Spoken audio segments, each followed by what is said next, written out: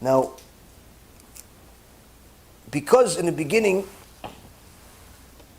we talked about doing chesed, we talked about being kind.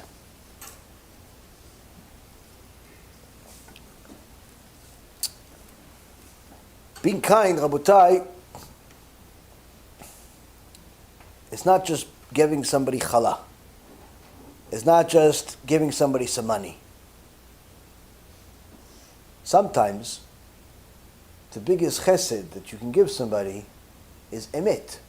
Titen emet liYaakov. Give emet to Yaakov. Give emet to Am Yisrael.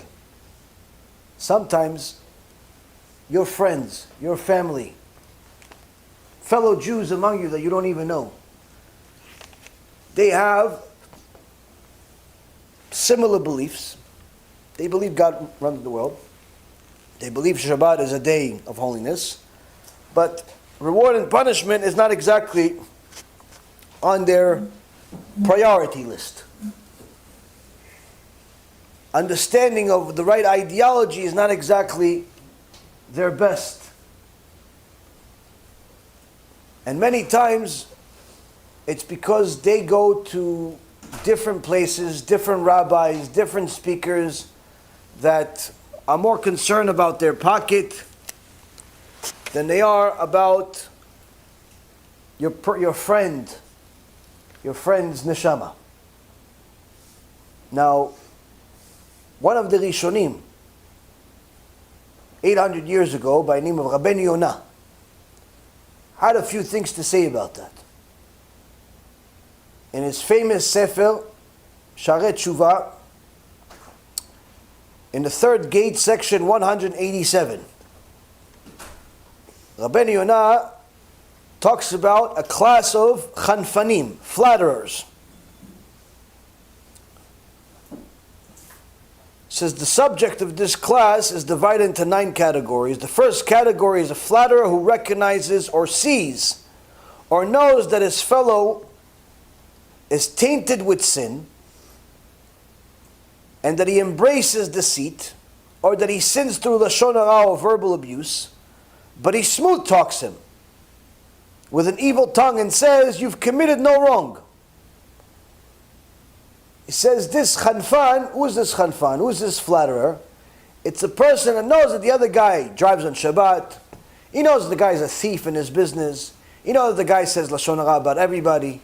He knows the guy's a criminal in a million different ways according to the Torah. But he says to them, no, you're a tzaddik, you're good. Everything's okay, tzaddik. He says, that's a chanfan. You've committed no wrong. Shalom yelecha. He tells him, peace will be upon him. Not only has the flatterer committed the transgression of withholding rebuke, as the pasuk says in Vayikra, ocheach tochech et amitecha, you must rebuke your fellow man, but he further makes sins by saying that you have not sinned. As the prophet Jeremiah says in chapter 23, verse 14, they have strengthened the hands of the reshaim, of the evildoers. This in itself is a serious transgression, for he is not zealous for the emet. He's not zealous for the truth, but rather he abets falsehood by declaring that evil is good and making light into darkness. He places a pitfall before the sinner from 2 vantage points. First, the sinner is now not going to regret his evil act. And second, the sinner will continue his sins the next day, because the wicked flatterer, the chanfan, praised him for it. So besides this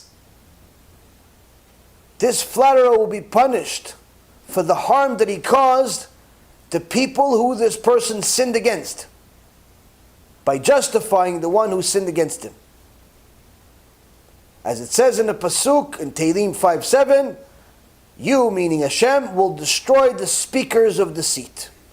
One who justifies the evildoer, and he who condemns the righteous person Both are an abomination to Hashem. Proverbs 17:15.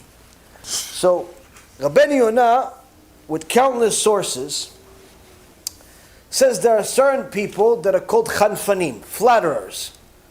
In so many words, not only they don't tell people the truth, but they make people believe that everything is okay.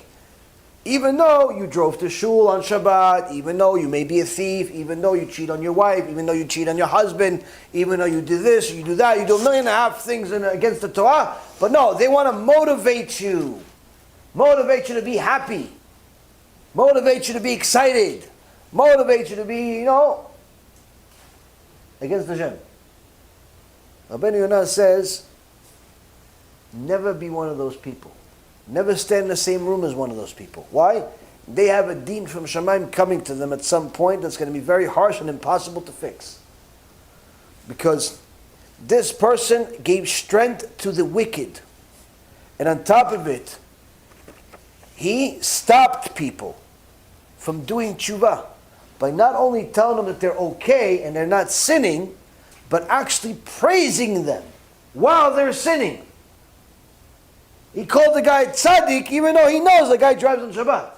He calls the guy tzaddik even though he knows his entire business is corrupt. He calls the guy what a good guy this guy is even though he knows that every person that he knows is a victim.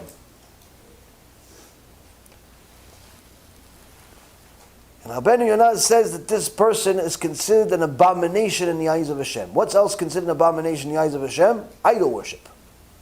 Chilul Shabbat, wasting seed, a lot of horrible things, homosexuality. All of these things are considered an abomination. A person that tells people that everything is okay, peace will be upon you, even though they haven't done tshuva and he's not even encouraging them to do tshuva, that person becomes an abomination. He becomes an idol. Now, because this is happening in the world, and it's happening very often, I highly advise each and every single one of you to take on a task. Take on a task this coming year to help at least 10 people do tshuva. Directly, indirectly, doesn't really make much of a difference. Help at least 10 people do tshuva by giving out CDs, by sponsoring them, by bringing people to lectures, arranging lectures, but take helping other people to do tshuva more seriously. More seriously. Now, 10 may not seem like a big number, but it is. If every single Jew took 10 people to do tshuva, Mashiach would come. Because within a couple of years, all of Am Yisrael would do tshuva. But if we seriously took it as a real project for this Rosh Hashanah, that is more than enough of a reason for Hashem to give us life, parnasah, good health, and everything else that you want. No matter what you did in the past. If you're serious about helping other people do tshuva, which also means you have to do tshuva. It starts with you. One of the 10 has to be you.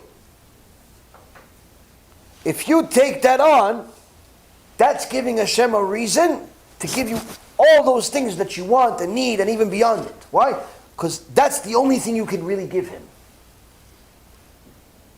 Torah is for you. Mitzvot is for you. Marriage is for you. Kids is for you. Tzedakah is for you. Everything's for you. Only thing you give Hashem is His kids back. Now, since we cannot rely on other people to do the job, whether they're rabbis or not, we can't rely on everybody else. Oh no, he's already doing it, so I don't have to do it. No. Everyone has to take charge in some way. If you have time, spend that time. If you don't have time, spend the money then. Whatever the case is, but do something. And commit to it. That, I promise you, is a gift that will keep on giving.